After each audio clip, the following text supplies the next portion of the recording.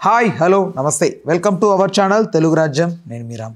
Folk singer శృతి ఆకస్మిక స్థితిలో మృతి చెందింది. అయితే ఈ వార్త విన్న వాళ్ళ ఇంటి బంధువులు వీరందరూ కూడా ఇది ఆత్మహత్య కాదు హత్యే అని అయితే పోలీస్ స్టేషన్ ముందు మోకలుతున్నారు. అయితే దీనికి సంబంధించి ఒక మంచి వివరణ, ఒక పూర్తి విశ్లేషణ దాసరి విజ్ఞాన్ గారిని అడిగి తెలుసుకుందాం.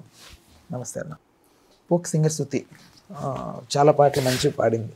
బట్ ఆవిడ మృతికి వెనక ఎవరో ఉన్నారు, వాళ్ళ అత్త, వాళ్ళ భార్య, వాళ్ళ భర్త అంటున్నారు. ఏ కైండ్ ఆఫ్ రీజన్స్ అయ్యి ఉండొచ్చు? బేసికల్గా శృతి ఒక మంచి ఫోక్ సింగర్. యాక్చువల్గా చిన్నప్పటి నుంచి సింగర్ కావాలని కలలు కనింది. ఫోక్ రంగంలో చాలా బాగా పాటలు పాడేది. ఆవిడ సాంగ్స్ కూడా కొన్ని అంటే ఈ గణేష్ ఉత్సవాలప్పుడు, బోనాలప్పుడు సరదాగా పాడుకునే పాటలలో ఆవిడ పాటలు కూడా ఉండేవి. బేసికలీ ఈ బతుకమ్మ ఉత్సవాలప్పుడు, తెలంగాణలో జరిగే కొన్ని పండుగలు ఉన్నప్పుడు తన పాటల్ని కూడా పాడుకునేవాళ్ళు. అండ్ ఇప్పుడు ఆమె పాటల్ని పలువురు వేరే రకాలుగా సింగింగ్ కాంపిటీషన్లో పాడిన దాఖలాలు ఉన్నాయి. మంచిగా పాడేది. ఈ అమ్మాయి ఏంటంటే సింగర్గానే తన భవిష్యత్తును ఎంచుకుంది. ఆన్లైన్లో ఇన్స్టాగ్రామ్లో దయాకర్ అనే ఒక అబ్బాయిని ప్రేమించింది. బేసిక్గా నిజామాబాద్ జిల్లాలో మోసరా అనే మండలం ఉంటుంది. తిమ్మాపూర్లో వీళ్ళ పుట్టిల్లు. బేసికలీ అక్కడ నుంచి వచ్చింది. ఇప్పుడు ప్రజెంట్ హైదరాబాద్లో ఉండింది ఈ పెళ్ళికి ముందు. సో ఇన్స్టాలో పరిచయమైన ఈయన ఎవరంటే ఇక్కడే సిద్దిపేటలో మన వీళ్ళది ఏ ఊరు, పీర్లపల్లి. బేసికల్లీ పీర్లపల్లి. అక్కడ నుంచి ఈ అబ్బాయి ఈమెను ప్రేమించడం జరిగింది. ఒక 1.5 year వరకు వీళ్ళు బాగానే ఉన్నారు. ఈమె హైదరాబాద్ వచ్చే అవకాశాలన్నీ వెతుక్కుంటూ ఉంటే అతను కూడా కలిశాడు, సహాయపడ్డాడు. కొన్నాళ్ళు లివింగ్లో ఉన్నారు. పెద్దలను ఒప్పించి పెళ్లి చేసుకోవాలి అనుకుంటే అది కుదరక వీళ్ళ ఇంట్లో ఒప్పుకున్నారు. పీర్లపల్లి గ్రామం వాళ్ళు ఒప్పుకుంటే అక్కడే వాళ్ళ ఇంట్లో ఘనంగా పెళ్ళి కూడా జరిగింది. అండ్ పెళ్ళి జరిగి ఇప్పటికీ 20 days ఊరేసుకొని చనిపోయింది.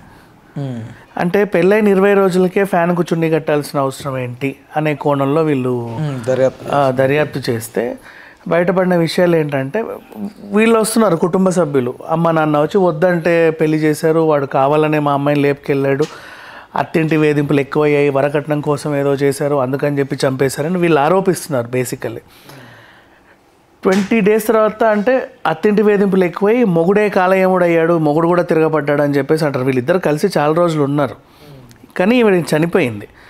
అండ్ ఇంకొకటి, ఇప్పుడు అత్తింటి వేధింపులే కారణం అనుకుంటే పెళ్ళి వాళ్ళ ఇంట్లోనే ఘనంగా జరిగింది. ఇక్కడే ఆ సిద్దిపేట పీర్లపల్లిలోనే పెళ్లి జరిగింది. అబ్బాయి వాళ్ళ ఇంట్లోనే పెళ్లి జరిగింది. అమ్మాయి వాళ్ళు ఇంకా ఒప్పుకోలా. బేసికల్లీ తను సెటిల్ అవుదామని అనుకుంది. ఇక్కడ ఏంటంటే బేసిక్గా వీళ్ళ వెర్షన్, దయాకర్ వాళ్ళ వెర్షన్ ఏంటంటే, వాడిని పెళ్లి చేసుకుంటే ఇంకా నువ్వు మాకు రావు, నువ్వు మాకు లేవు, నువ్వు మాకు సచ్చిందానివే అనుకుంటామని చెప్పేసి వీళ్ళంటే, ఇంటివైపు వాళ్ళంటే, అమ్మాయి మనస్తాపం చెందితే ఇంతమంది నేను ఎందుకు బాధపడుతున్నా, నాకు ఇంకా అమ్మ ఉండదు, నాన్నుండక వీళ్ళేనా అని మనస్తాపం చెంది కూడా ఆత్మహత్య చేసుకోవచ్చు అని వీళ్ళ వెర్షన్. లేదు, నా కూతుర్ని హత్య చేశారు, అసలు అది ఆత్మహత్య చేసుకునేంత పిరికిదైతే కాదు, ధైర్యంగా హైదరాబాద్ వెళ్ళేసి అక్కడ పలు షోస్ తిరిగింది. ఇప్పుడు మనకి ఉంటాయి కదా రేలా ఇలాంటి ప్రోగ్రామ్స్ వెళ్ళింది. సోలోగా వచ్చేది ధైర్యవంతురాలు.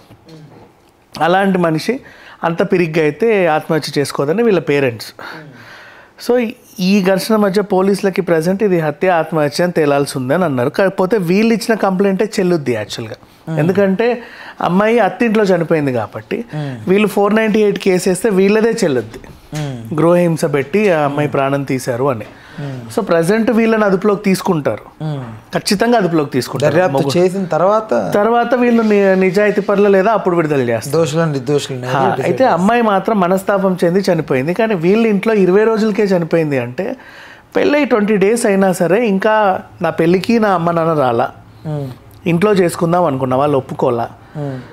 అరే ఏంటి, ఏం జరిగింది? వీళ్ళేమో ఇంకా నన్ను వదిలేశారు పూర్తిగా, నీకు మాకు సంబంధం లేదని. అరే ఒకరిని పెళ్లి చేసుకుంటే అర్థం చేసుకోవడానికి ఏమైంది? వాళ్ళు తెచ్చే సంబంధంతో నేనేమన్నా సుఖంగా ఉంటానా? నాకు ఇష్టమైనవాడిని నేను ఎంచుకున్నాను కదా ఏంటి అని ఈవిడ బాధపడ్డాం. అలా బాధపడతా చనిపోయిందని వీళ్ళు చెప్తున్నారు.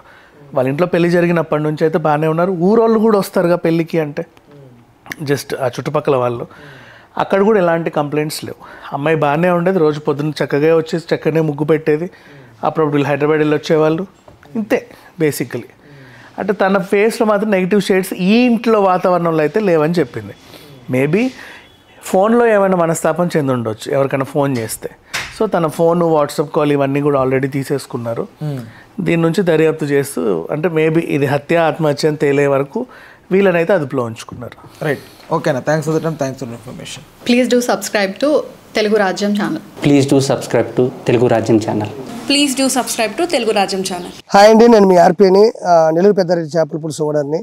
మీరు తెలుగు రాజ్యం అనే ఈ యూట్యూబ్ ఛానల్ సబ్స్క్రైబ్ చేసుకుని మంచి మంచి వీడియోలతో వస్తారు. Thank you so much. Hi people, I'm Sonakshi Verma and you please watch Telugu Rajam and please subscribe to the channel.